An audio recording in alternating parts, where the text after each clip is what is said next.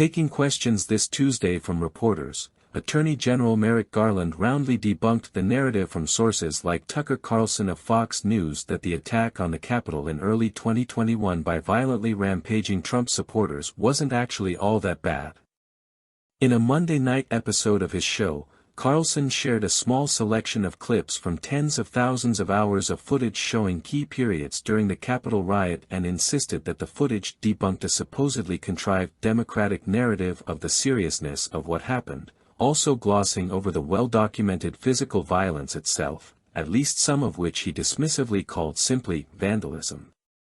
These people were breaking windows, through which many climbed to access the inside of the building, brutalizing cops with implements both makeshift and prepared, and hunting government officials with openly murderous intentions.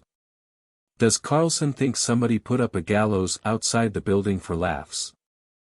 I don't want to comment on any particular reports, Garland said, although the general terms in which he subsequently spoke obviously applied, rather directly, to Carlson. I think all Americans saw what happened on January 6, and most of us saw it as it was happening. It was a violent attack on a fundamental tenet of American democracy, that power is peacefully transferred from one administration to another. Over 100 officers were assaulted on that day. 5 officers died. We have charged more than 1,000 people with their crimes on that day, and more than 500 have already been convicted. I think it's very clear what happened on January 6. Carlson's idea that a small selection of clips showing a lack of open physical violence somehow meaningfully affects conclusions drawn from the other footage showing the very real violence is just nonsensical. Two things can be true, including both that some people were physically violent and others just generally participated, using the openings provided by those getting more physically confrontational.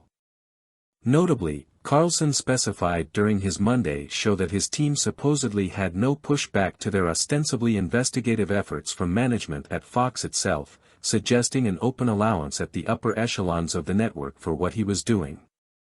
During the same show, he also again pushed dubious claims about the 2020 presidential election itself and suggested federal agents or informants of some sort may have been involved in inciting the attack on the Capitol complex, something for which there's still just no credible evidence.